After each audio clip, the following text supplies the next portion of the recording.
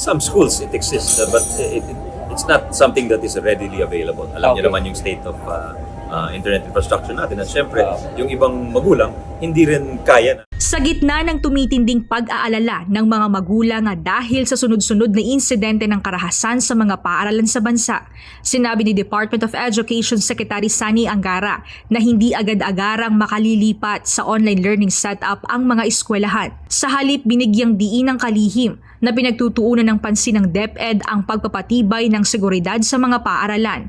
Ito ay sa pamamagitan ng mas maraming presensya ng mga pulis, dagdag na security guards, CCTV installation at ilan pang safety protocols upang masiguro ang seguridad sa mga estudyante habang nagpapatuloy ang face-to-face classes.